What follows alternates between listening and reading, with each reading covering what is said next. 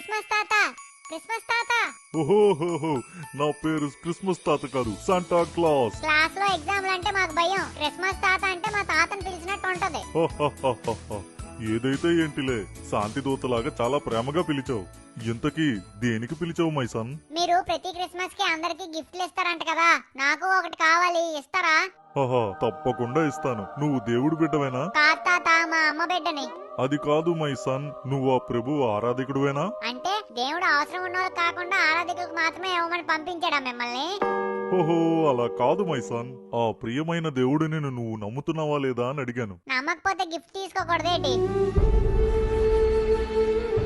అయినా అందరూ దేవుడి బిడ్డలనే అంటారు కదా, మరి ఆ హిందూ క్రిస్టియన్ అనే గీతలు ఎవరు గీశారు?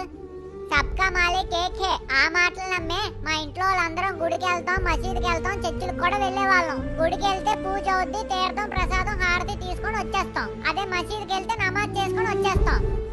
చర్చికి వెళ్తే ప్రేయర్ చేస్తారు, ప్రభు గురించి చెప్తారు. కానీ కొన్ని చర్చిల్లో చెప్పే ఆ గంటలో 10 నిమిషాలు జీసస్ గురించి చెప్తే మిగతా 50 నిమిషాల్లో మిగిలిన దేవుళ్ళు తిడుతూనే ఉన్నారు తాత. ఒక్క మాటలో చెప్పాలంటే వేరే దేవుళ్ళ మీద ద్వేషం పెంచుతున్నారు. సరే అని బైబిల్ కొనుక్కొని మొత్తం చదివాను. అందులో ఎక్కడా ఏ దేవుడి కోసం తప్పుగా మాట్లాడలేదు. కానీ వీళ్ళు ఏ ఆధారంతో అన్ని మాటలు చెప్తూ ద్వేషం పెంచుతున్నారో నాకు ఇప్పటికీ అర్థం అవడం లేదు తాత. మేము చర్చిలకు వచ్చినట్టు మీరు గుడికి ఎందుకు రాకూడదు? మేము కేకులు తిన్నట్టు మీరు ప్రసాదం ఎందుకు తినకూడదు? మీ పండగలకు మేము వచ్చినట్టు మా పండగలకు మీరు ఎందుకు రాకూడదు తాత? అన్ని మతాల వాళ్ళు బాయ్ బాయ్ అనుకోవాలని స్కూల్లో నేర్పిస్తే, కానీ కొన్ని చర్చిల్లో మాత్రం మాకు బాయ్ బాయ్ చెప్పమని నేర్పిస్తున్నారు తాత. దేవుడు ఏ మతంలో ఉంటే ఆ మతం వాళ్ళకే కష్టం లేకుండా చూసుకుంటాడా తాత?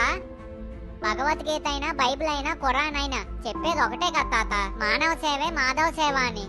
మతం అనేది మంచిని బోధించడానికే గాని మనుషులను విభజించడానికి కాదు తాత. హిందూ ముస్లిం బాయి బాయి అనే నినాదంలో క్రైస్తవుని కూడా చేర్చాలనే సందేశాన్ని ముందుకు తీసుకుని వెళ్ళండి తాత ఈసారి. ఓహో, చిన్నవాడవే గాని చాలా చక్కగా చెప్పావు మై సన్. మతాన్ని వేలెత్తి చూపించి మనుషుల్ని వేరు చేయడం ఏమాత్రం మంచి పద్ధతి కాదు. ఆ దేవుణ్ణి నమ్మాలి గాని మతాన్ని కాదు. నీలాగే అందరూ ఉంటే ప్రపంచంలో ప్రతిరోజు పండగే మై సన్. ఇంతకీ నీకేం గిఫ్ట్ కావాలో చెప్పు మై సన్. ఇప్పుడు మీరు అన్నారు కదా తాత, ప్రతిరోజు పండగేనని. అందరు మతాల పండుగలు అందరూ కలిసి చేసుకునేలాగా మనుషులు మనసులు మార్చండి తాత. అదే మీరు నాకు ఇచ్చే గిఫ్ట్. అవునట్టు మాటల్లో పడి చెప్పడం మర్చిపోయాను. Merry Christmas. ఓహో మై డియర్ సన్.